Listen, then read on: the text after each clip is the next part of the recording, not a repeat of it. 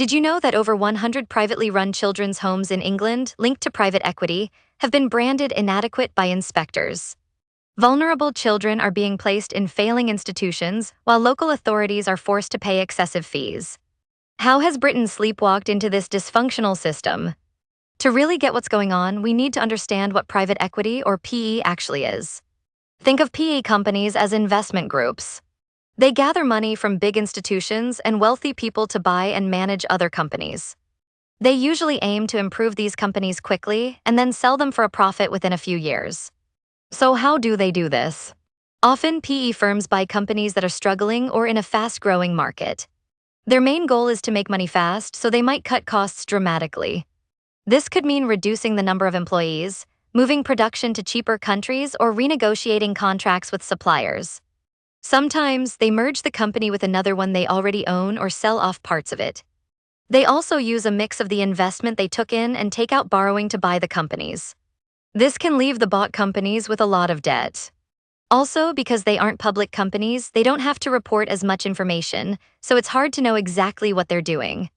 This high debt also sometimes increases the chances of the bought company declaring bankruptcy, which in turn is disastrous for the employees and communities dependent on that company.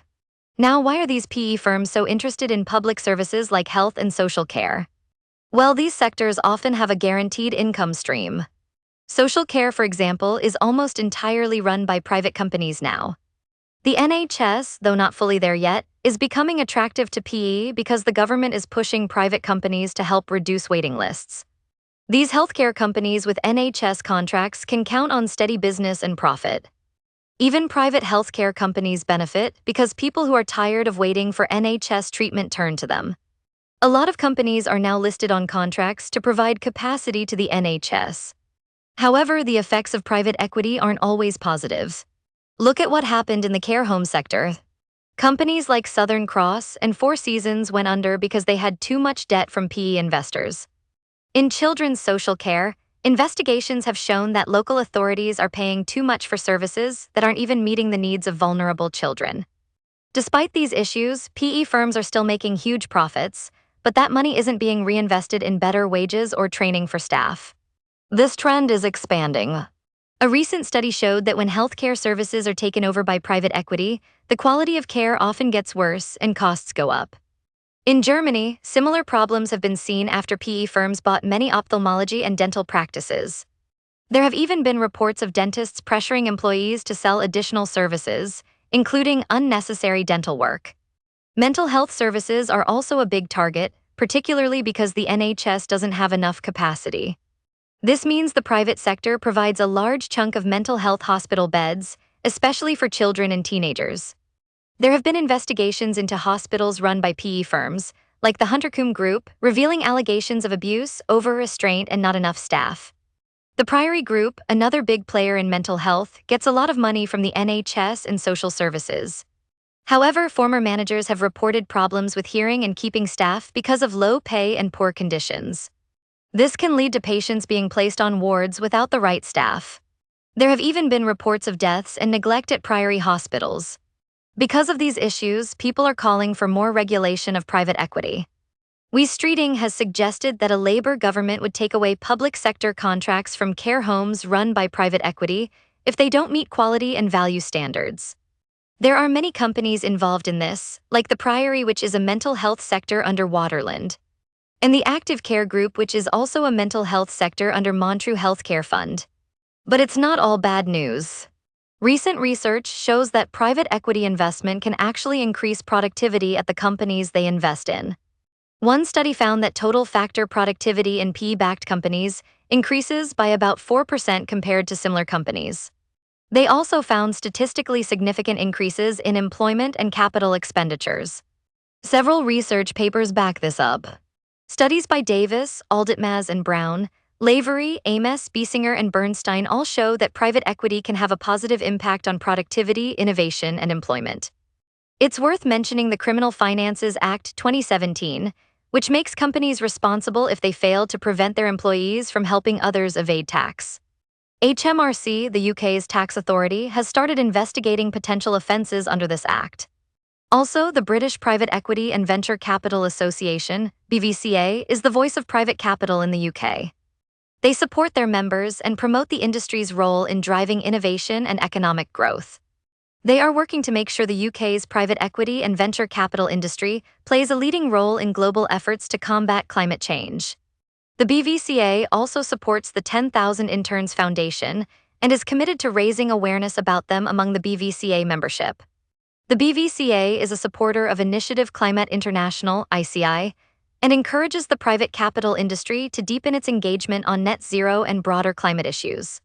In the UK, private equity funds don't need licensing or registration if they're not offered to the general public. However, the firms that manage these funds, known as AIFMs, need approval from the Financial Conduct Authority, FCA. The FCA has the power to inspect documents, require information, and conduct on-site visits. AIFMs also have to provide a lot of information to investors and the FCA, including annual reports and details of any major changes. The FCA also makes sure that the people running these firms are experienced and have a good reputation. The UK has a senior managers and certification regime, SM and CR, which means that certain key roles need to be approved by the FCA. There aren't specific rules about disclosing political contributions made by private equity firms or their employees. However, there are general rules about political donations and expenditure in the UK. There also aren't specific rules about disclosing the use of placement agents or lobbyists when marketing funds to public pension plans. However, it's common practice to disclose if a placement agent has been appointed. After the 2008 financial crisis, new regulations were put in place to affect banks with respect to investing in or sponsoring private equity funds. Rosemary Batt, a professor at Cornell University, has done a lot of research on financialization in healthcare and new forms of ownership, including private equity. Her areas of expertise include new forms of ownership including private equity, franchising, outsourcing, and subcontracting of work. She specializes in management and employment relations in service industries, especially healthcare and other essential services, with over 100 book chapters and articles on management and employment relations issues. Recent research focuses on the processes and outcomes of financialization in healthcare. Her professional activities include various presentations and invited keynote addresses. She has many honors and awards such as Halsworth Visiting Professor, University of Manchester, UK, and Invited Public Lecture, Milton Derber Lecture, University of Illinois, and many more. In 2023, companies supported by private equity and venture capital in the UK employed 2.2 million workers, earning £75 billion. Suppliers to these companies employed another 1.3 million workers, and consumer spending supported an additional 857,000 workers. Recently, the UK dropped plans to crack down on the tax treatment of private equity firms and accountancies, following industry lobbying and concerns about potential retrospective tax liabilities. So what does all of this mean? Private equity is a complex and controversial topic. It can bring investment and increased productivity, but it can also lead to cost-cutting, debt, and potential negative impacts on quality and access, especially in important sectors like healthcare and social care. While the economic contribution is there in the form of GDP and higher wages, there are still a lot of unresolved questions about the long-term effects of private equity in Britain. If you found this video helpful, please like, share, and subscribe for more finance explainers. What did you find most surprising about private equity's impact on Britain? What areas do you think need more research? While this video covered the basic, the topic is wide, so always do your own research before making financial decisions.